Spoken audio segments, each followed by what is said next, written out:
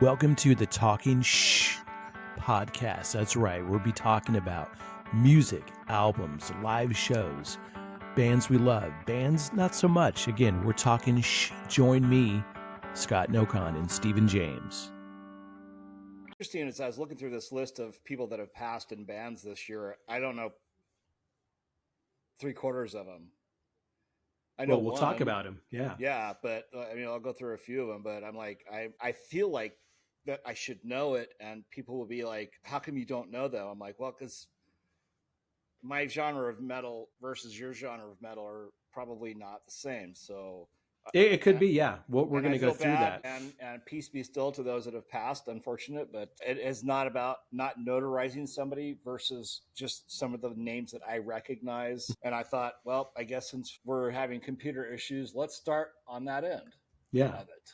So here we are. This is episode 36, take two, right? Take two. Again, no one's going to know. But we like to be transparent, so we'll go ahead and just inform you that we've been playing around with the computers and some messages that are popping up. And again, it's all good. It's all good. We'll go as far as we can, as long as we can. Absolutely. Right?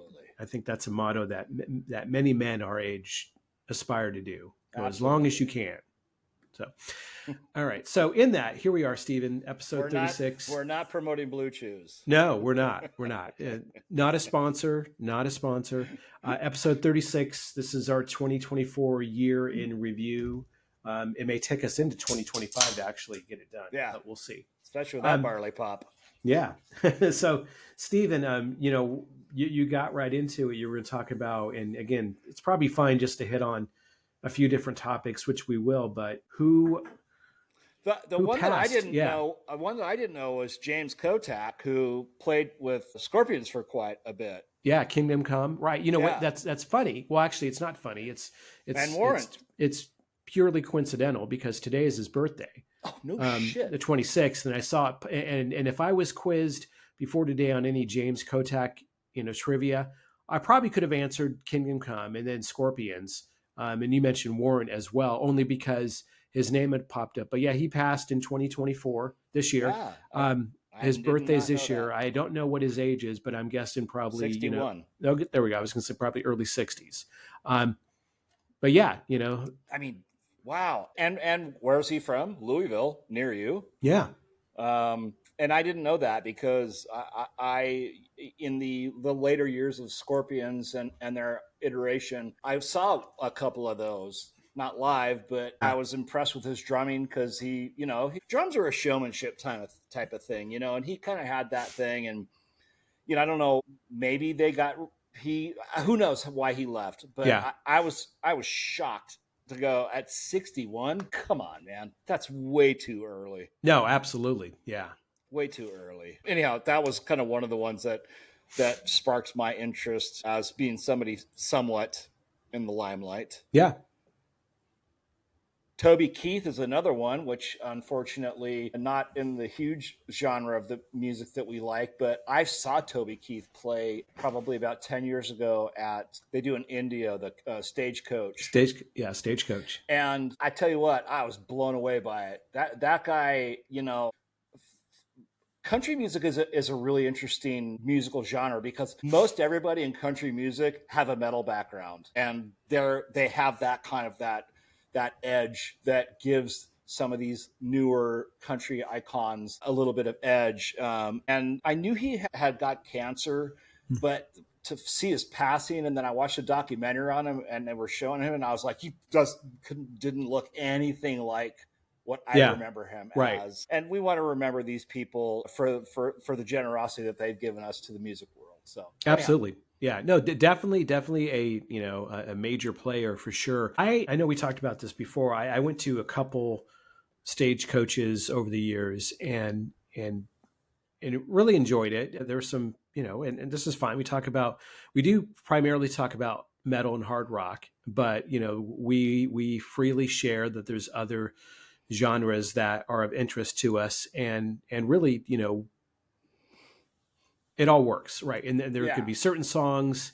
I remember for years, and I still like him as an artist, but there was a song from Blake Shelton that's probably 10 years old now that that I thought Really was cool. incredible. And he's had a few good ones. And a real quick funny story. This is back years ago before he was probably known to some extent, but not like to where he is now, not at all. And this was 16, 17 years ago.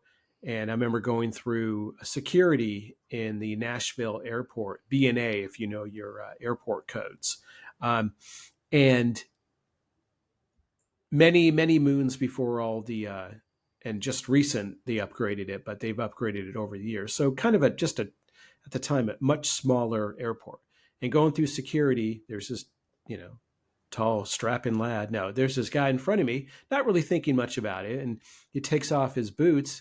And I before I even looked up to see who it is, I said, "Oh, I'm glad I didn't wear my boots today." And he kind of laughed, and well, just kind of getting through security, and I looked up, and like I knew who he was. Again, this was predates.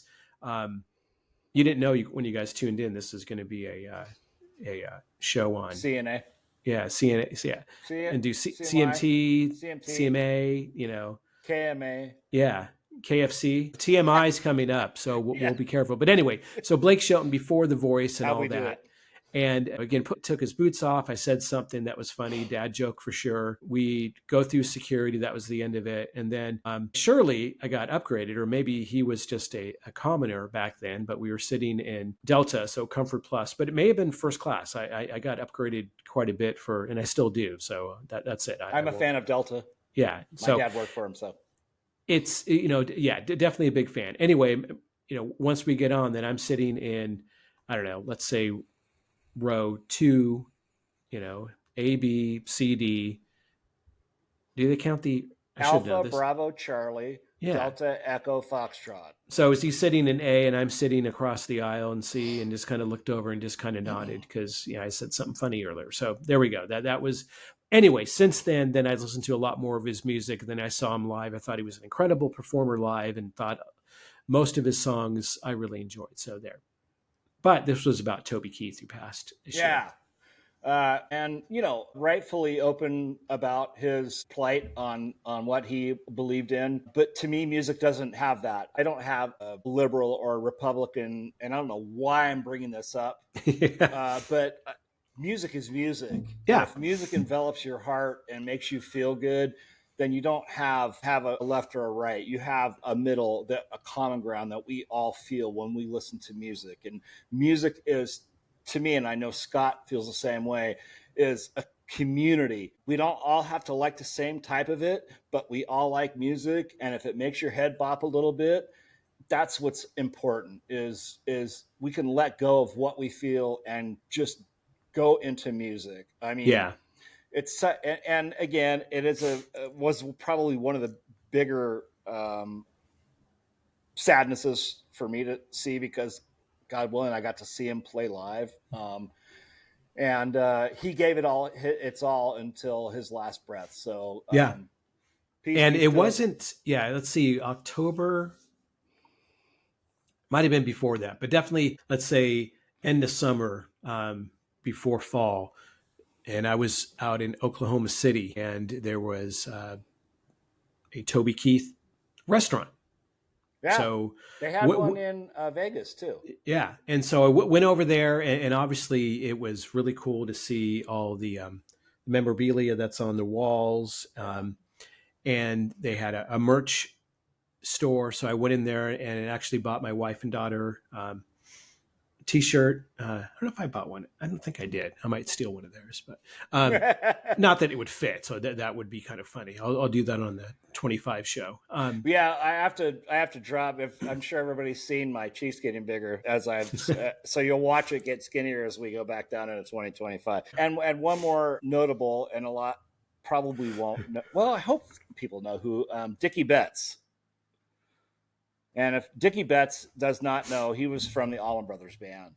Okay. A quintessential part of that music. And that just probably drops me back down into a little bit more of the old Southern rock that my parents, the hippies they were, turned me on to. But again, going through this list, I just keep shaking my head. And I don't want to go on about this because it's about a fun show and a Happy New Year and Christmas. So, and I actually, real quick, I was wearing a ugly Christmas sweater But since I'm in California, we don't get cold weather.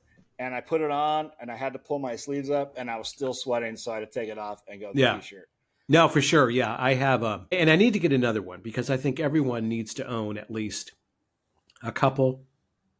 Certainly one, but at this point, I have a Yoda one which I've worn Nice. for a couple years now, and when I put it on Christmas Eve, because we do a lot on Christmas Eve with family, and then they stay over, and then it carries over into Christmas Day, obviously. But come out, and my granddaughter, who's 4, she again, every parent and grandparent says that their kid is the brightest and the smartest and the best. Of course. You would. And why shouldn't they be?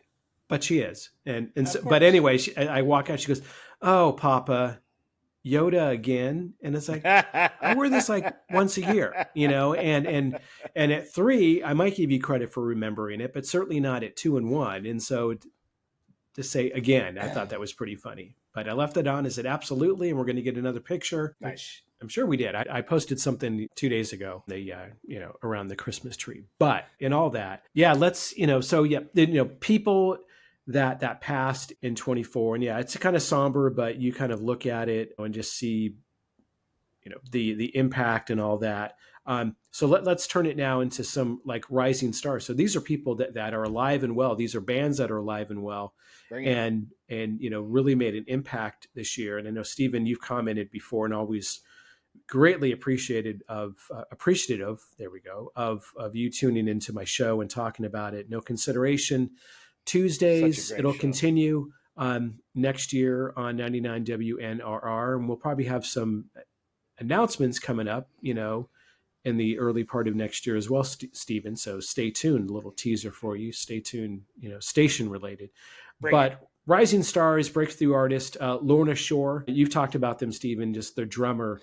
Wait a minute. It's not even real. Well, hold on. I got to stop you. There might be a no-con, just so you know. Well, 25, yeah. But sorry, I know we're going there, but I just got a Woody on 2025, so I'm bringing things ahead, and I will. Sorry, no. If you get a Woody, I need you to express yourself. So I will shut my trap. Yeah, because I do that from time to time because I don't pay attention. Go ahead. No, that's okay, and I barely as well. So we just kind of bounce off one another and get through whatever an hour or so. I got that little notice that popped up again, so we'll see. If we make it through 15 minutes or not. I try to close it. But not necessarily bands, certainly bands that did not come out, but breakthrough. There could be a band out 10 years that finally breaks through, right? But Lorna Shore continued to dominate the deathcore scene with sold out shows and their album Pain Eternal. Sleep Token, who came up probably in 23, I'll say, but carried it into Ascension, which was a record that came out early last year. People still don't understand that band. They don't. Yeah. It's kind of cool that people don't, and they don't really know what to think of them, but it's like you listen to them. And if you guys have not heard Sleep Token, you need to just watch a video. The visuals, even if it's just it's not even a still. There was one with like motion, but it wasn't like a full video. It was more of just an audio version that had an image on it and in bands. And that's a horrible description. So thanks for not just calling me out on that, Stephen. Not that you ever have, and you won't start now. No. But anyway, you can pull it all up on the tube and check it out. Turnstile is another one. Yep. Again, distracted noise. Yeah, for sure. Turnstile. I saw them it probably was 23. And I wanted to see them in a smaller place, but I actually saw them at the Bridgestone Arena opening for Blink 182. So that didn't happen in 24. That was a 23 tour. But let me tell you, I'd been a fan probably for just a year before. So I'm not going to say, oh, I've known them since they started. I didn't. I didn't know of them for many years.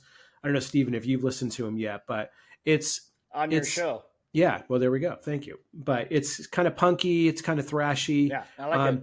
But it was good. So again, I'm looking forward to a new record of theirs coming up next year. And I think the nuance on the name is kind of cool. I mean, turnstile, because what happens on a turnstile, right? Yeah, you You just keep evolving, revolving, and absolutely. that's what metal does. So I think that the play on the name is brilliant. It is, yeah. A couple industry innovations. I don't know if everybody's a big fan of the industry, quote unquote, but um, something we'll still see what effect it has. Um, AI in music, right? There was just someone yesterday. I read a story that they had created music using AI, and then they created bots to listen to the AI, Oh, that's and crazy. through streaming, they made $10 million. They've been arrested, and Thank they're gonna have God. to go through it. And I guess you could just call it theft, right? There's going to be like new laws that I'm sure are going to be written related to AI around copyright infringement, outright theft, other things. But I've played around with AI, use it as part of our editing process. Breaking news, sorry. So that way that we can get I've this used it a little bit. content out. I've played around with different ideas lyrically just to get a basis. If I go, give me kind of again, I've not yet written a song, and I'm not going to. I've heard songs, and it's just like it's definitely derivative of something else, because Correct. it has to be. It has to pull in what it's listening. But AI and music, and again, look it up if you want to see the full details. It might have been like I'll just say a LA Times and New York Times post, but it was like, all right, that's something else that no one contemplated when the ability for AI came around, then to write the music, but then create chatbots that actually listen to it to run your streams up.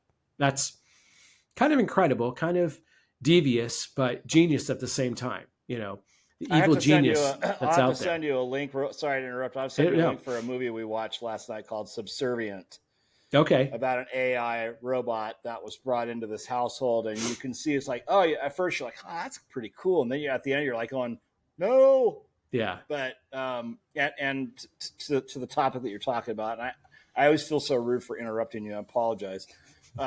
AI is good for a few things, and AI is really bad for a lot of things. Yeah. And to to lean on it for your life is probably not going to turn out well. And I could be wrong. I mean, there's going to be a lot of people that might hate that, but Scott and I are human beings, and we know what we like. And there's nothing that influences me to go, yeah, I'm going to for instance, and I probably pulled the plug on it early. I got some songs that I'm working on for a band. Yeah. And I could easily sit there and go, I could just let AI play those. And then if it comes time for me to record them, they're like, going, why can't you play those? Because that's not me. I believe in the full effect of being involved and being creative and not letting something let it go do for me. And I'm sorry, we always do this on our topics. I apologize. No, but it's so true though, because it takes away certainly the human aspect, but Absolutely. it really, and God, we could go down a huge rabbit hole. That's going to have to be a next topic. Yeah, but if everything, so that's pretty broad. So let me kind of narrow it down. So just on the heels of AI, right? So again, have I used it in work? Yes, not really to create like a final product, but I'll use one example. I needed to create some summaries for different departments. So I asked every department head, give me 6 bullet points of what kind of defines your department. And they go, well, we're a Microsoft shop. So, we use Copilot, more on a trial basis, but there's a browser version that's open to anybody. And then there's like subscription levels. And so we got a few subscriptions just to play around with it. So I dropped in the topics, 6 bullet points, and say, create a PowerPoint, blow out the content and create a PowerPoint. I think that's cool. Boom. 3 minutes later, if that. Yeah. 20-page PowerPoint. And I went through it and I had to make maybe a couple edits, but I'm like, okay, I was going to do this anyway, but this actually was more efficient. So it was based on content on the initial bullet points. So if it's doing the legwork, if I can use that term, I'm okay with it. Now, now what I'm not doing is, okay, I need to put a copy out for marketing and I have zero ideas. And so I just load all this into ChatGPT or whatever, and it comes back.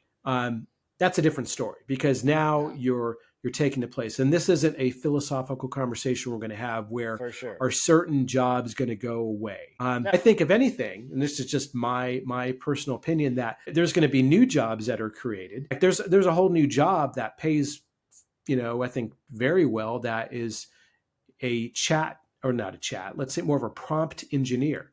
So you're writing prompts to be able to elicit additional content from AI, from a chat GPT or from a, the other one I mentioned.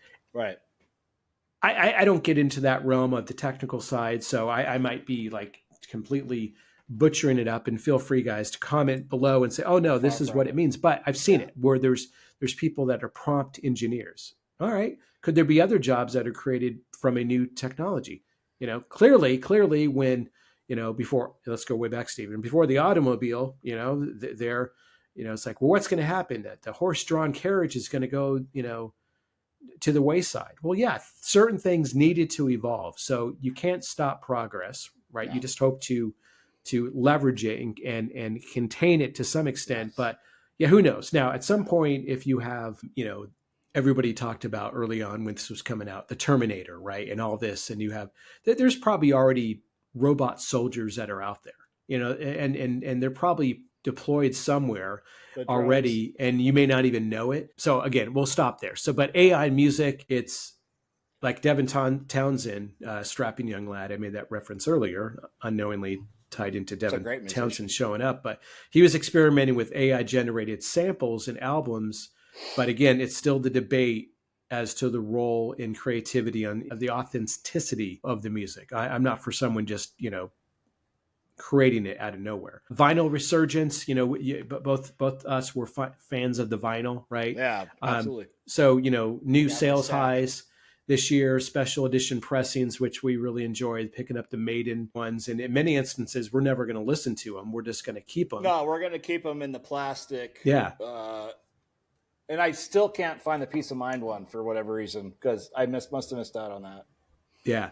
But then here's a funny thing on just kind of randomly going back on the resurgence, as far as like equipment. Like I have not had a stereo receiver and a CD player in years. Yeah. And kind of just on a whim, just kind of mention it. Like, what do you want for Christmas? I don't know. It's like, whatever, Nothing. And it's like, I'll say it through things, but I literally in passing made a comment about a receiver and a CD player because I have bins of CDs that I can't listen to. And I stream a lot. I listen to it in my car on, all the different services. We've talked about our appreciation and use of YouTube, right? It's like it's your DJ right in front of you, right? It's your jukebox that's right in front of you. But there's still something that I like about the CD. So Santa brought me a receiver and a DVD player or CD player. It's actually combo, not that I have any DVDs anymore, but I'm like, so I hooked it up, and then I realized, and this is one of those things where it's like, did I become an idiot overnight? Comments, feel free. But when I bought a turntable, I say that every night about myself. When I bought a turntable, and I've had them the last couple of years, but once we moved out here, I guess I just gave the other ones away. I forget what happened. So I go, let me get a new one. So I got one, and I go, why don't, and here's funny, at the time, and this will only take another 3 hours, so I'll wrap it up soon. No, at the time. This is what podcasts are about. It is, yeah. Just go. So I love it. At the time, I go, well, let me get, and maybe it was a year and a half ago, let's say that. I go, let me get a turntable. And I go, oh, I don't need all that other stuff. I don't need the receiver and all that. I go, I'm not going to use that. Here, now come full circle. Oh, I want that. So I got it. And I'm setting up, and then I'm realizing that, well, this is pretty basic stuff. You just plug it in, and it tells you what it is. And then you plug in the speakers, and I already have existing speakers. They're these, the ones that sit right on your bookshelf, but they're, technology is really good. Yeah, absolutely. They're powerful speakers. And so you can crank them up, but they're powered. And I believe, and I then consulted Reddit, which is always a good source. And I'm thinking, you know what? since the receiver and the CD player, keep on saying DVD, CD player, now that I'm using additional, console elements, Right. I probably just need a passive speaker.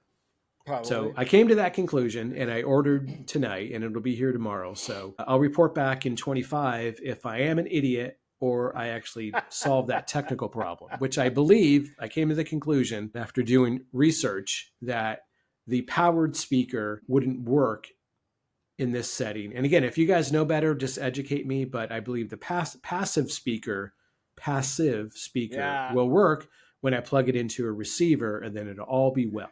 I did get sound out of the left speaker, and it sounds great, but it's not in both, and that is annoying. And I know it's probably something basic. And I'm thinking, You can ask AI to help you out. Yeah, really. Yeah, right. I should do that. And they'll go, this is Guy, too. you have just go left and right with your. This is RCA too cables. rudimentary for me to answer. Yeah. You should know this. So anyway, It's funny being an electrician that when it comes to stereo equipment, for years I'm like, I still just don't get dig in and dig out, and why can't you just plug it in and make it work? They got all these different connections, and that I have everything working just blows me away. Because I can wire up 35,000 volt refineries to 24 volt, but I cannot hook up. Well, I can, but I cannot hook up a stereo. It's like, and one of the reasons why I buy Samsung is because they all talk to one another. Yeah. So all you got to do is just turn it on, and they go, "Oh, you have this, you have that," and it works. I'm like, "Works for me." Yeah. No, Is totally. that AI? And sure. yeah. So I got to, and again, I know like setting up a stereo system is not complicated, but you had it from the time I was a little kid, and I prided myself in having the big, separate units for all that stuff. And I had the speakers that were probably, 4 feet tall, and that was all the rage. And then monitors. Yeah. You get away from it, and then you're like, wait, what do you do now? So anyway, hopefully all that's solved pretty soon. And everybody and your neighbors back then were going, "Can you turn that down?" Right. And now to this day, we're going, "Can you turn that back up?" Yeah. Yeah, exactly. So anyway, talk about that. There's a little bit of a pivot we took. It just tied into, industry innovations, AI in music, and vinyl resurgence. It's a trip. I mean, and we've just brushed the surface up. Yeah, exactly. Surf-ish of it. That we're just now learning how to use it or how not to use it, and it doesn't. But it still doesn't take away from the actual band members that put these music out on a monthly or yearly basis. And I just want to do a quick little thing on bands disbanded in 2024. Yeah. And it's probably not that big of a deal because people are like going, yeah, no shit, I knew that. Jane's Addiction, indefinite hiatus. We all know that story. That's what a right hook will get you. Yeah. And God love Perry Farrell for getting help that he needs. And some of these bands you might know, again, I'm so old school. I always feel like I'm the one that you're dragging along through class and, the fucking alleyways and the gutters full of water. Mr. Big, I didn't know that they were still big and didn't know they had disbanded. Yeah. I know that there's a drummer that I follow that was touring with them, Nick DiVirgilio, who plays for Sweetwater. Yeah. Or he's a representative of Sweetwater. UFO. I'm like, really? I thought they were gone a long time. But no, but now I do remember that they were doing one more thing. But I remember when I was 18 and just weird. They had a record come out on Metal Blade, and that was like their big, well, I don't know how big it wasn't big just at all, but it was them coming back because that would have been like 88, way past their heyday, way past the Lights Out in London and all that. And again, we've talked about them before where they were never here, right? They were kind of right in this level, and they had some hits, and definitely there was huge fan base. But yeah, I would have thought after that and maybe into the early 90s, that would have been it, let alone 2024. And then real quick, since we drag on forever, to me, the biggest reuniting, well, I don't know if it's a reuniting, bands that reformed is Linkin Park. Yeah, absolutely. With what I think is the perfect soup puzzle stew for this band, Emily Armstrong. She got a lot of crap for it, but you know what? There's more accolades than so many people not digging what she was into or what she was. And it's funny too is like they bring Slayer up. I'm like, well, they just did two. What do they do? Two arena shows. They were part of festivals. Yeah. So and it's one like, of to them me, got that's like rained out because there was a storm. shit. Oh, So I think the one up in Ohio, or actually Kentucky, forgetting the name of that one, I don't think that even happened. So there was one, and just to jump in on that, Kerry King has been very, very public, one, in stating he was surprised that they were doing those, dare I even say reunion, those additional shows, and has come out and been very adamant. He goes, there's nothing else that's going to happen. And I watched probably a week ago, again on YouTube, that in their set they played a couple songs, Slayer songs, and they sounded good.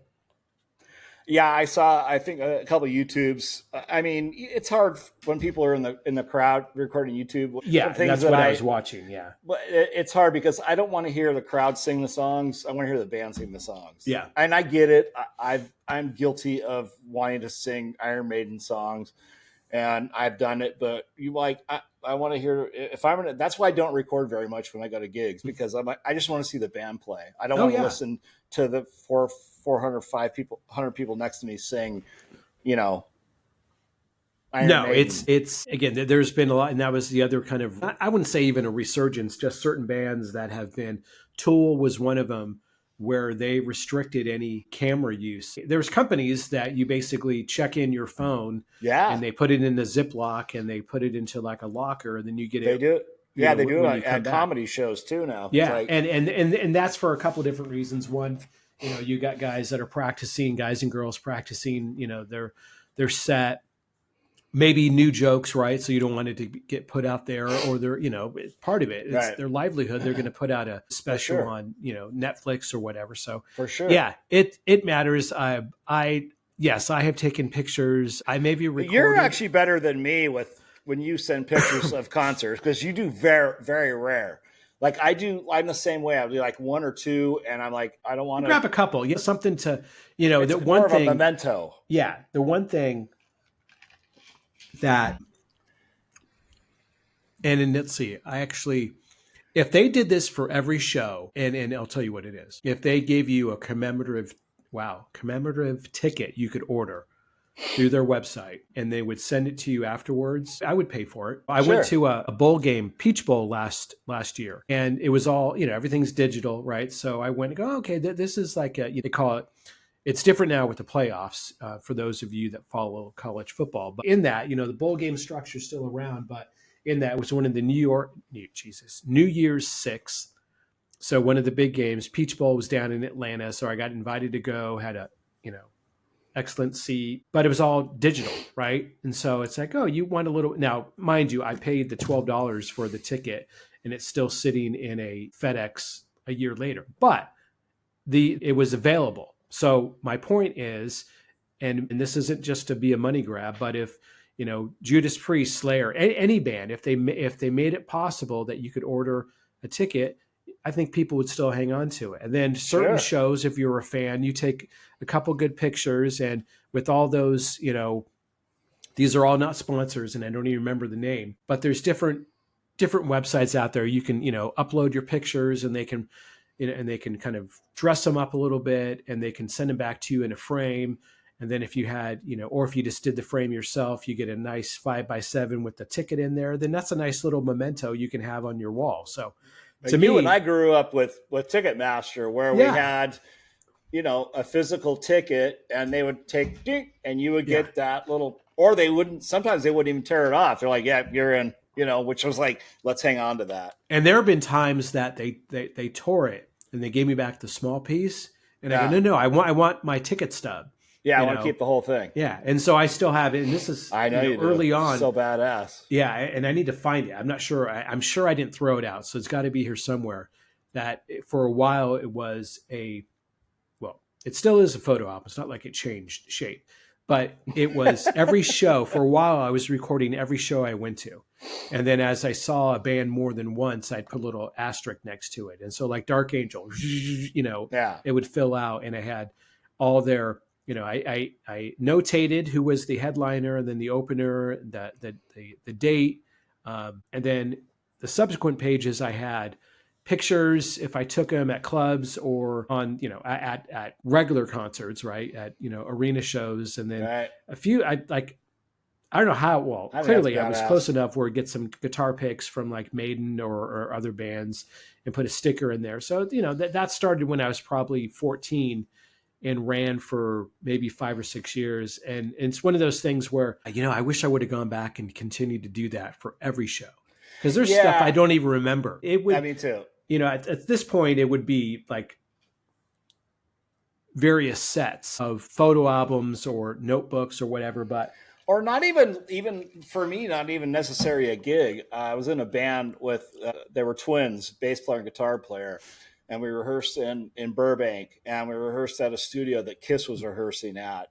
And they had Kiss had the big studio room. And they're like, oh, they're not here. You guys want to come in and check it out? And we're like, yeah. So we walked up, and we all walked up on stage. And you see, if you guys watch, everybody who knows Kiss, they've got the line of picks on their boom mic stands. Yeah. And we were doing this. And somewhere I've got them. I don't know where. Yeah. Probably in a pile somewhere of Paul Stanley, Gene Simmons. I think Bruce Kulick was in the band at the time, and Eric Singer. Anyhow, but stuff like that. It's like those are the memories. It doesn't necessarily have to be a band. It was like I always bring up this thing about going to see the Armored Saint listening party for their first album, which is fucking amazing, by the way. Yeah. And, just hanging out. I get starstruck, but I'm not going to bother these people. I'm like, they don't give a shit who I am. I'm like, let them be there. So I'm just like, I got to go take a leak. And everybody's like going, Steve, you're going to tell the time you took a piss next to Tom Araya. But it's still, those are things that I remember. Absolutely. I don't have pictures of. I'm not going to go, hey, check out, I got a picture of his dick. Yeah. No. Those are the things that I remember that in here are golden. As long as I can remember those things. And I wish I had those, like you, having those pictures to remind me of things like that, not his dick. Understood. I'm sure somebody probably does. Let's stick on that topic for a little bit, because it's I think it's cool. It is cool. And again, I remember saying this. I remember I had this thought as a wee young lad. It's like, I hope one day that I can have a job and I can have some money so I can buy some things. And then I realized what the world was about, and it's like, oh my God, why was I ever thinking that? No. Yeah. So, but plenty of good things have happened. But in that, now that, and again, that's why, you have some people that just go freaking like crazy and buy everything in the world.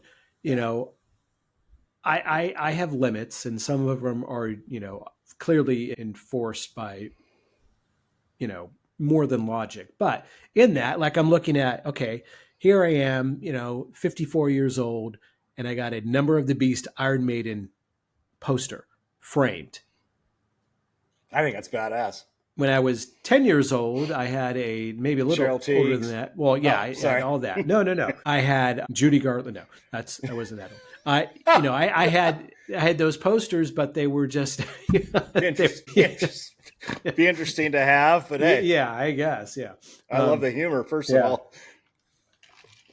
that's what it's about. But I had it with up on the wall with the thumbtacks, and so Me too. now I upped my game with having a poster. And here's the funny thing: I took that to one of those, like Frame Palace. That's not the name of it, but there's places where you go and something like that. And I did pay for one, but I won't pay for that again. Though they did a good job. I would leave a favorable Yelp review, but when they give you some of the pricing, I'm like, are you fucking kidding me? Yeah, $300. No, this is not like on Gold Leaf. This is not this is not a Picasso. And so the Maiden poster, let's say if it was like $100 to frame it and have it the matting in there, then it's like, okay, I got this one, let's do it, because I've done some, and my wife does a much better job of framing, so she has that activity. Because not that it has folds, and this is a riveting topic, and so we'll continue on it, but you can kind of look at it and you can see the difference unless you're skilled at this craft. When you frame a poster, no matter what, there's little air bubbles in there, and Yep. there's just you can just see it. So Yeah. we have some movie posters hung up, and we did all those ourselves, and they're good. On this one, yeah, it's like anyway. So my point in all this is you look back, and you reflect on the ability. Like you got your Funko, is that what they're called? Yeah, there's things in the back. So it's like there might be like friends or spouses would say, well, that's for kids or whatever. And it's not. It's a cool collectible, but in that, it's like, no, that's some cool shit, right? It's like stuff. I think it's cool. Yeah. I'm trying to get the glare off of it. Yeah, totally. But I'll just read it off because Sapri's like, I don't want to see that shit. Live After Death. Yeah. Seventh Son. Knights of the Dead. Somewhere in Time, Eddie. And I got another one that actually hasn't been printed yet that's coming. But to me, it's something to just be like, hey, it's Iron Maiden, but it's like you having the Iron Maiden poster, Yeah. It's like you have things that you like that remind you of those things, and some may like it, some may not, but yeah, that's something that'll never go away. No, absolutely. Yeah. And so again, I look around and I have like, and I kind of switch out on the walls, different vinyl. So I have That's like cool. this setup in here. Yeah. I got some DVDs that actually, that I do have some DVDs, but I put like that double-sided tape. So it's, I did a little arrangement. I have Black Sabbath. I have Slayer live from the Warfield. I have Iron Maiden, which was all their videos. Heavy Metal Parking Lot. It was a documentary. I think it was filmed in the LA Sports Arena parking lot before Judas Priest show back in the 80s. It's pretty funny. You can probably find it on YouTube if you haven't seen it. Real quick, yeah. and I hate to interrupt, since we're on Iron Maiden, we do have to make the announcement that everybody knows that Nico McBrain has retired from touring from Iron Maiden. Yep.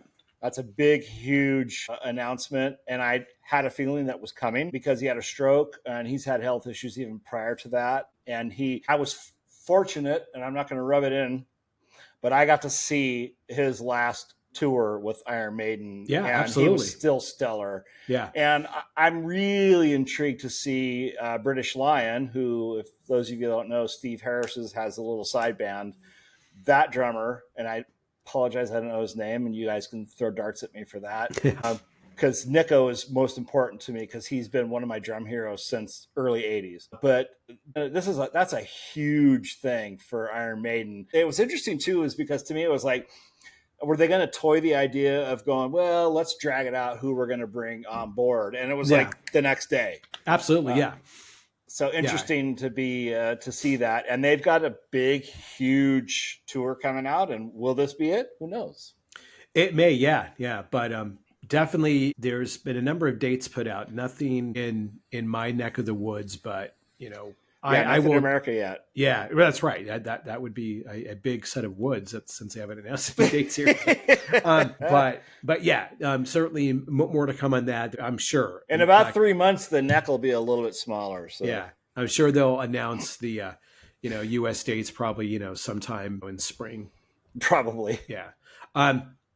Let's run through here because again we stick on very very set topics and we never we never alter here. Never. And again, primarily if you guys are new to the show, again, welcome. But this is what we do. We just kind of take it. We have conversations. Here are the 10 metal songs of the year, and this is from consequence.net.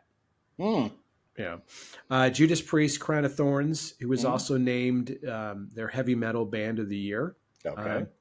Number 9 is Mastodon and Lamb of God with Floods of Triton. They did a couple, they toured together, and then they did a 20th anniversary of their, Leviathan and Ashes of the Wake.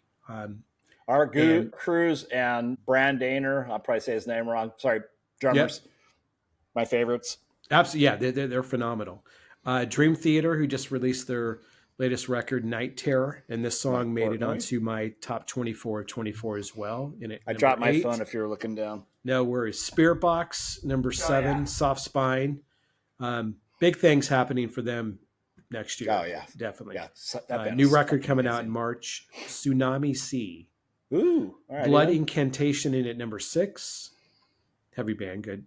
Bloody Wood featuring Baby Metal. You know, who doesn't want a little baby metal in their life? Number 5, Knocked Loose featuring Poppy. Suffocate. Good song. You like and they Knock played. Loose. I do. I think Knocked Loose. Wow, Knocked Loose. They were number 1 on my show as well when I did it last week. And I did not pick this song, Suffocate, and kind of on purpose. I do like it, but I thought Moss Covers All Take Me Home, which is, it's 2 songs, but Moss Covers All is a little kind of interlude that goes right into it. I thought that just. I apologize. I missed your show last week. For those of you who don't know, I was sick as a effing dog. Yeah. So I managed to fucking score COVID for the 3rd time. So yeah, no, it's still Merry out Christmas. There. Absolutely. Number 3, Alceste. I don't know Alceste. They're a French act that pioneered the black gaze sound, delivers one of the most beautiful heavy songs you'll ever hear. So I will take us. That is one of the weirdest descriptions I've ever heard in my entire life. Yeah, so I will find it and I will play it on my show okay next with year. that. I'm okay with that. 2, again, someone I don't know, Amel and the Sniffers. Okay. Sorry. And number 1. Is it 10 was being the best and number 1's being the best? I don't know. Gojira, number 1. Okay, well, I'll take that. Mea culpa. I had Gojira at number 11. I could have pushed him up higher in my top 24. But Ammo and the Sniffers. Yeah. Real quick, so my top 10. I mentioned, because for everyone that cares, so my top 10. I want to go. Gojira, Me Culpa was 11. Then top 10, Kitty, Eyes Wide Open, Linkin Park, Two Faced. That was is it called a deep cut? Really like that record. Revolver magazine named that the record of the year as well. But I thought Two Faced for me stood out. Judas Priest, Invincible Shield, Spirit Box, Soft Spine, Opeth 1, the new record's phenomenal. Knock Loose at number 5, Don't Reach for Me. Casket Robbery, I can't say this name. LACRYPHAGIST. Okay. The Lafargist, Casket Robbery, Throne, On the Verge, Spirit Box again, Cellar Door, number 2, and Knock Loose with Moss Covers All, Take Me Home. There you go. And then kind of bouncing around in there, put some Flotsam and Jetsam in at 16. Great new record. Dream Theater, Night Terror. Ministry, New Religion was a really cool song this year. Band. Category 7 with, come on. John Bush. Yeah. How to have it. Yeah, Cat 7. Yeah. That band's freaking amazing. And so different. Yeah, it is. It's good band. It's good musicians. I like it. They announced a tour. They put it on sale. And then last week they canceled it. And they canceled it for lack of sales. And probably, it's hard, right? Here's a band. Is John Bush, to me, he's my top 3 singers, which I've talked about for many times, but just in the economics of touring, right? It's like, I get it. You're a band, even if you have established players and collectively you sold millions of records, you put out something new. Or bands that don't have millions of records and you put out something new and it doesn't sell. And you still go, yeah. So do you, and then you look at it and you pull the plug. You do your best. Yeah, right. Sorry for talking over one another. No. Like I would imagine, and this is just me just playing this out since they're not going to go on tour, but would they have a bus? Probably not. Buses, no one owns a few do own a bus, but usually rent them. Is it like $30,000 a week? I'm just throwing that out there.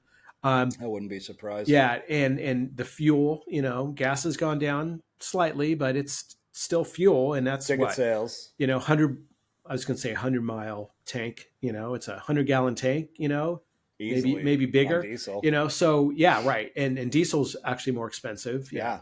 I never understood that. I guess it's the formula, right? You know a lot more about that. So I can't, they're making cheaper versions, but it's still expensive. Yeah. I can't set up a stereo system, so I can't talk about told you the same thing. Fuels, any derivative of fuel there. Yeah. Anyway, in that and that's kind of funny because one of my cars doesn't use fuel. I was going to say the other that, does. but I figured I'd let you spill those beans. The others do, and so I have a balance. One doesn't have an ignition to turn on, and one does. Yeah, and then one's a Jeep, and so does that balance me out by saying, there's this dichotomy of you have an electric car, then you have a really nice German car, then you have a Jeep. So there you go. Oh, there. How's that? You're covering the continents. Yeah, exactly. Better to be incontinent than to cover the continents. That's true. And when you start to get the flu and COVID, be careful with that. A lot can happen. Yeah. Yes. Yeah. So in that, again, as we continue, we saw that just in tours this year. You talked about Maiden, like I segued from bodily fluids and incontinence or incontinent to Category 7, where their tour took a dump. Right, they canceled the whole thing. It's hard, and they weren't the only one. There was a lot of tours and one-off shows. There was that one in Vegas that had announced Metallica and System as headliners. No, sorry, Linkin Park as headliners. And they canceled it, but you look at it and it's like, okay, both those bands are doing stadium or arena tours already. Not in Vegas, at least not close to the timing. So, there's always the radius clause. I would have thought, come on. But I think it was one of those that, what was that? There was a documentary that came out a couple years ago, and it was a show. It was a festival in like the Caribbean, Fry Fest. Yeah. And it was just a total shit show. It was really interesting of just how you could be, and people don't know, but in this case, they announced everything. And I think I forget who, it was some hip hop guy was the main headliner, but it was completely a farce. People showed up and got there, and I can't even say if the artists dropped out. Like, the artists were never even named, right? Some of them were. And so was this, and I forget the name of it, and actually that's fine. We don't need somebody posting saying you're bad mouthing this festival. Well, it sounds like a shit show anyway, but the one in Vegas, it was canceled. But I think if you look at it, I'd already heard bad things previous years because they squeeze everything in one day. It's like too many bands in one day. And then you have the headliners. And so that's going to push up the minimums for a Metallica and for a Linkin Park. Metallica is going to be higher, but let's just say their minimums are at least $1 million each, right? So you factor in ticket sales, 50,000 people, maybe 20,000 people, maybe, or you got to sell some $500 tickets plus some VIP stuff. That's probably a couple grand. And then the general admission is maybe 100, 150, maybe 250. It just prices people out, right? It prices people out. Yeah. So it's like $400, $500 for Linkin Park tickets. Yeah. So it's like, there's no way, especially on bands that are touring. So in that, there's a lot of questionable things that take place of anyway. So that's a show, granted, it's not going to happen. That was 25. It happened another small little, and I don't base my life on rumors, but another small thing is that a lot of bands are afraid to play in Vegas now if they're doing an outdoor event from something that we'll refuse to talk about. No, for sure. I think a lot of that also has a factor where they're like, yeah, I'm not sure that's going to be a good idea unless what's big in Vegas? The new where the Raiders play. Yeah. MGM Grand's not that big. No. Yeah. So it's like doing something that you're outside.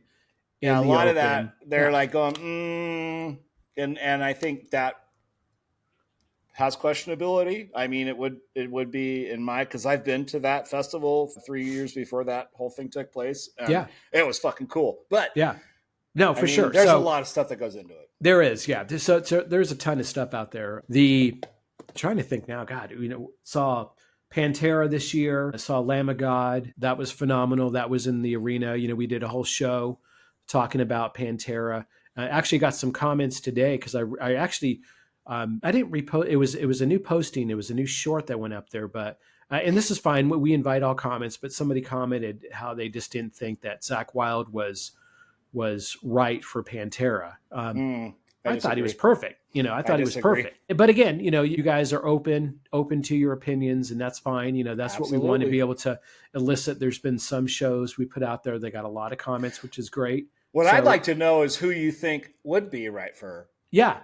Zakk, not exactly. Zakk playing. That would be cool. So we could go, let's have a debate about that. That's amazing. Yeah, I will comment and say, hey, good to hear from you. Thanks for checking us out. Sure. Subscribe, like the button, subscribe, hit the bell and follow. But no hate. we want to know. It creates a good dialogue. So Absolutely. in that with some good shows, let's see. I'm trying to saw a number of club shows. Periphery was phenomenal. And then on the kind of the rock saw on the rock. Oh my God. See, that's what happens, Stephen. Even though I was off the last couple of days, we almost get through a show. I'm like, and I do this at work sometimes too. And I think people now expect it and they're like, it'll come. I'm going to blame the fact that you're not feeling well. Yeah, thank you. I do appreciate that. Starting to get the Stevie Nicks. To get the bug. Yeah, but then it comes like it starts back here, then it kind of makes its way, then boom. Oh, so Stevie Nicks, and that was kind of a nice, again, compare and contrast in the week. Saw Periphery and a few other bands that don't make me remember the place, but it was in Nashville, and then the next night saw Stevie Nicks in the arena. That's so cool. And I had earplugs for Periphery, and I didn't for Stevie Nicks, and the sound was balanced, and it was phenomenal, and it wasn't overpowering. Again, it's like she's not a sonic force; she's a force for sure, and she brought it. But it was,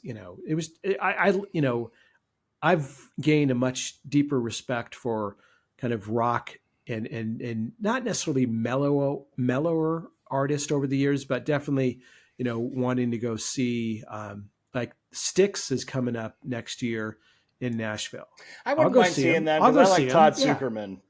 He's another one of my drum guys that I really like. That would be fun to see. Just some good rock bands. I know ELO came through and I missed that. I was out of town, but yeah, we did Pat Benatar or Neil Giraldo a few years back, and we were like, I got us right up front, and it was a perfect mix. It wasn't like, Jesus Christ, I got to plug, it was like, I can get into this. And Neil was rocking it. I mean, it was loud. Don't get me wrong. It was a rock concert. Yeah. But the mix was good. It's not like going to where you go to some of these where you're like going, holy shite. My ears are damaged from all the years of playing live metal. So, but I still go. Because why? Because I can. Yeah, exactly. And so, I think all that is, just being able to get out there. And so that was definitely, and I'm looking forward to a lot of stuff coming up in 25 in May, just a week or two apart. We have Deftones at Bridgestone and then Metallica at Nissan. So at the football stadium, and definitely going to go to that. And then, we're going to try for Metallica too. Yeah. And then in May, go ahead. Sorry. Oh no, sorry. Then May also is AC/DC. I'm going to go to that. I'm going to go.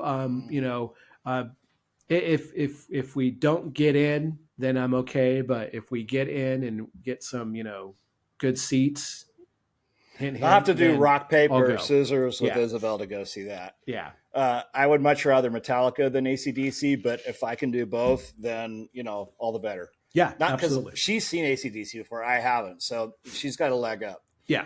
But to me, AC/DC was when Bon Scott passed away and Brian Johnson came in. To me, was the explosive AC/DC, and I much love Bon Scott music over Brian Johnson because that's just what I grew up with. But to me, that was like when Back in Black came out, and I'm sure you guys have heard the Back in Black done by Bon Scott. It actually sounds pretty good. I have not. You haven't? No. Oh, you got to Google it. It's so good. Yeah. Yeah. That was a demo before. Anyhow, but AC/DC, Metallica for sure over AC/DC, and we've already got Linkin Park tickets, so we'll see what happens next. Yeah, hold on, I'm trying to type this. God, I want to see it. It's so good. Yeah, and also the only thing I'm bummed about is, God, I forgot how to type too. Is for speaking of Linkin Park, is the show in Nashville. There's only a few shows, so I'd have to go back and look at the schedule, as they say. Schedule from Britain.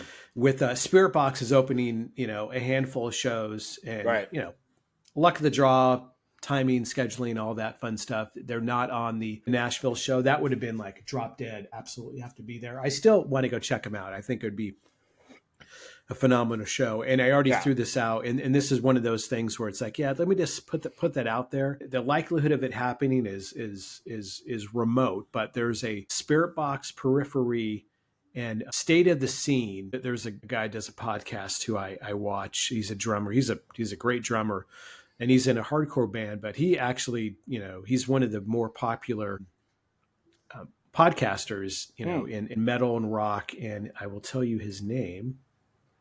Give him a little shout out here. If I should have it saved in my saved file.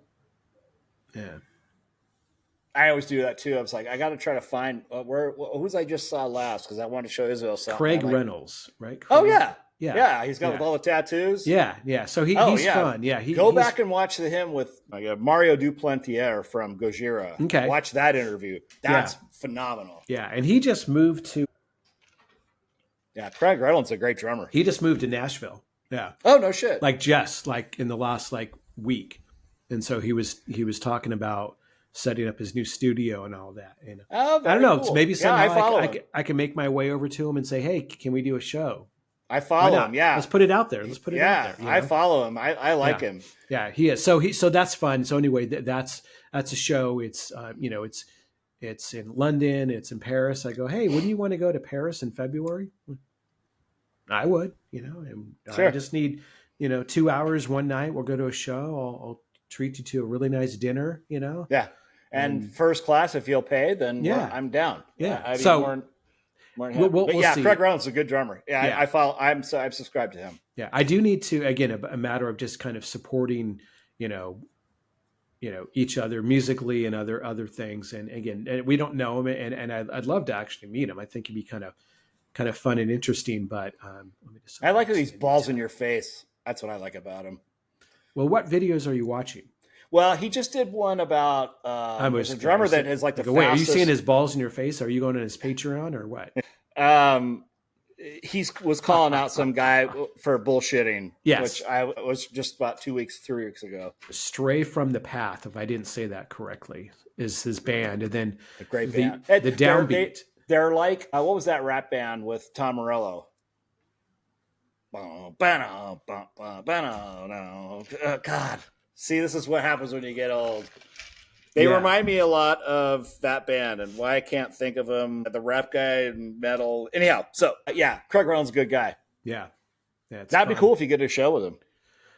Yeah, that'll be something. We'll see. What am I trying to do here? That band. That sucks when you get old and you can't remember bands that were really prolific in rap and metal. Yeah, I'll when we edit this, I'll he doesn't need help from us, but I'll post his link on here as well. But yeah, we'll reach out to him and maybe that's we talked about guests, and I think that would be Rage Against the Machine. Yes. Oh, I was trying to think of somebody else, not Rage. That band. His band reminds me of Rage. Yeah, but he's got 75,000 subscribers. So he's not in the millions. So is he somewhat attainable, right? As far as someone that we would, he gets good guests. Yeah, he does. It's like some of it, and who thought this would be an appreciation show, but. Fit for an Autopsy, recent ones, but Sum 41, Fit for an Autopsy, Better Lovers, and then he does. We'll have to get some Craig Reynolds merch. Yeah, and there's he does some reactions. He did a reaction to one of your favorites, Eloy.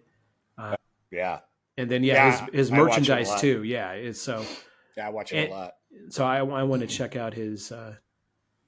I want to check out his merch too. The Downbeat clothing line there. Let me go open that. So I'll look at that afterwards.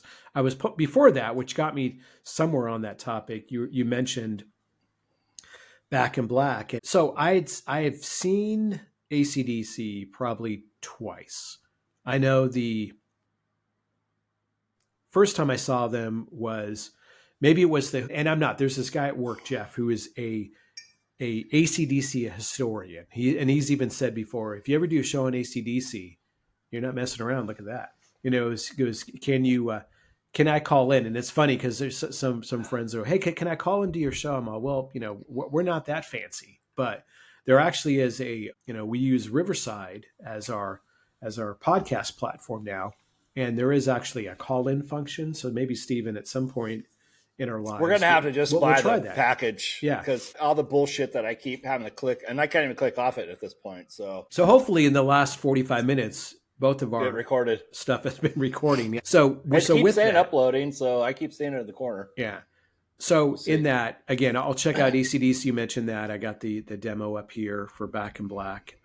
Yeah, check it out with Yeah. Bon Scott. It's a little bit different how they bring it in, but when you hear it, you're like, that sounds really good. I was blown away by it. Yeah. So I will. Yeah, there's a ton of stuff out there. So I will check it out. I've seen them a couple times. Again, I think it was the Who Made Who tour in '84 and Queensryche on Rage for Order open forum. So that was fun. And then some other time I'd seen them, but it's been many years in between. So Yeah. So we'll see. Again, any final words you like to say, Stephen, for as we end 24? Scott and I have been trying to put this show together for a little over a week, but unfortunately I got ill, and we kept trying to do it, and I couldn't muster myself to sit here for an hour and a half. So no, for sure. We wanted to call this wind down of 2024, which was kind of a wind down of 2024. But as if anybody understands podcasts, we just talk, and we talk about what we talk about, and it's never anything. We try to come up with a schedule of what we want to do. We have notes, and then we just do what we do. Again, I have to plug the Scott's radio show. Are you changing it up to a different platform? No, it's going to be it'll be the same. Yeah. Okay. Yeah. So 99WNRR.com. Yes. Still on Tuesdays, I'm assuming. Tuesdays, yeah. It was Christmas yesterday, yeah, so I kind of was, busy. Yeah. So actually, no, Christmas Eve was today's Thursday, right? So 2 days ago, I kind of was. I have to work tomorrow and Saturday at Raytheon, so my week's already trash. Well, not trash, but yeah, I'm grateful for who I work for. But anyway, to close out, Merry Christmas, Happy New Year. Scott's radio show, I always like to plug 99 WNRR. It's on Tuesdays. He's a couple of hours on the east of California, so it's usually on at my time about 4 in the afternoon. It's great music. There's different segments to it. It's such a good radio show, and for me it's great driving home music. So and even if I'm not driving home and I'm in the kitchen chopping my fingers up trying to make dinner, it's still the greatest heavy metal music ever played. So no, I appreciate that. Please listen. Yeah, and I don't know and maybe I'll count up the number of episodes I've done. That'd be cool. Yeah, it's been 6 years now that I've been doing it. So that's crazy. That's pretty phenomenal. Again, I had a dream. I had a dream to be on the radio, and yeah. But in that, it's fun, and so I've been able to do it consistently. I don't do it every week because life gets in the way, and there's been a lot of travel this year. It could be that way. So again, who knows? There's 52 weeks in a year. So if I end up doing 40 shows a year, that's probably somewhere in the ballpark. But again, I enjoy it, and Stephen, I appreciate you. And maybe some point we'll just do a mashup radio show. That'd be fun. Talking no consideration.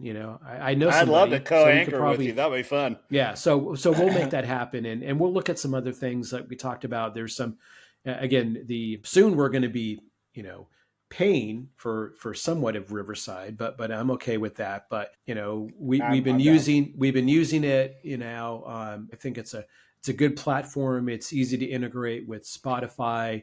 And with the number of other sources, you can edit in a few minutes. I think when all this started, even we're not going to do the history of podcast in general, but when podcast started, whenever the first podcast was, 10 years ago, who knows? That was when terrestrial radio started falling apart. It was like, it took a lot. And again, we do all this ourselves. We don't have a crew. It's, it's I us. don't say, Scott, don't say we. Scott does all the magic behind it. It's us, but I appreciate that. But much love, brother. Yeah, it's it's more a matter of because I have to worry about being able to figure out how to hook up speakers. So I need to be able to dedicate my time to that and not spend time like editing a podcast and dropping in content. So I think I've developed at least adequate skills. You do an amazing job to get it done in minutes. Shorts and things I see are amazing. Yeah, to get it done in minutes. And you. If I use some available technology, then all the better. So again, it's something that, like we talked about, it came together in May of this year. Here we are 36 episodes later. That's crazy. But before we end it, I wanted to give a shout out to please and we'll be adding more and yes. I'll say we are selective, in who we want to associate with. But it's a good ending. But these guys definitely are fantastic people for a fantastic cause with a great product. Wheelie Q Barbecue. So back when Colin and Kyla were hand filling hundreds of barbecue sauce bottles in their kitchen, they had two simple yet powerful goals. He was battling. Craft a delicious barbecue sauce from simple, honest ingredients and use their business to make a difference. That's how Wheelie Q Barbecue came to life. Colin, who was born with spinal muscular atrophy, SMA, has faced the challenges of a life-altering condition with incredible resilience. When his condition forced him to quit his job in 2013, he didn't give up. He turned his passion for barbecue into a thriving family business. Wheelie Q Barbecue isn't just about flavor. It's about raising awareness for SMA and donating a portion of profits to fund research for a cure. Yeah. Today, Wheelie Q is producing their original recipe barbecue sauce by the thousands and has expanded their product line to include barbecue rub, salt, pepper, and garlic seasoning, and ancho espresso seasoning. And while the holidays, we're still in it, you could probably still order. They have some gift packets, which you might still be able to get. Obviously Christmas is past, but maybe just after New Year's. But if you go out to, wheelieq.com, WHEELYQ.com, that's wheelieq.com, and see if they still have those gift packs in place. You can get some merchandise. Also, if you're in Southern California, they're in a number of stores. Maybe they can get their product out here in the South. Plenty of barbecue and plenty of rubs to choose from, but I think they hold their own compared to all those other products. Again, go out to their website, WHEELYQ.com, put in the coupon code TSP20 for 20% off. That's TSP20, and support them. It's a great cause. In 2025, Scott and I are going to give a couple of packs of those away to some lucky individuals that we are absolutely be a part of this podcast. So for sure. We will be giving out some to help them out. So yeah. Definitely. Yeah. We'll be getting that going, get some of their merchandise too that we can get out. We'll look to, will we add some guests into the show? If it makes sense, we'll do it, and again, we'll just kind of, as Stephen said, we have some content and we have topics and, we look at them, it goes pretty deep, but then it's more a matter of, okay, where do you want to go on this one? And we just kind of go. So again, as always, as you wrap up the year, hopefully everything worked out for you guys well in 24. If not, do what you can to make it a better year. And if you think that it's out of your control, talk to a friend, reach out to us, leave comments. We want to be there if we can. We are open for everything. Absolutely. Again, it's an open forum, and we appreciate anyone taking the time, even for a few minutes. But, again, I won't go through all the numbers. It had a pretty good reach. Yeah. I think it definitely surpassed. We're here for mental health care too. So, we understand and we want to be here. We're not maybe the best link, but we can find links and get people help that they need. And we're just here to give and to have fun. That's what we do every week when we can get together. And like I said, when I blew it in 2024, talking about what we went through in 2025, there's going to be some fun new music coming out. So we'll divulge that in 2025. Yeah, absolutely. So I think that's it, Stephen. So 2024 is a wrap. Again, thanks for making the time as always. And, have a great rest of the year. And on a high note, feel better. I'll feel better too. Well. We'll get through it. But again, as always, guys, thanks. And in 2025, we'll see ya. Thanks again for tuning in to the show. We'll be back every week with a brand new episode. Make sure you check us out on Instagram at Talking Show, and also listen on Spotify or wherever you can stream a podcast. See ya.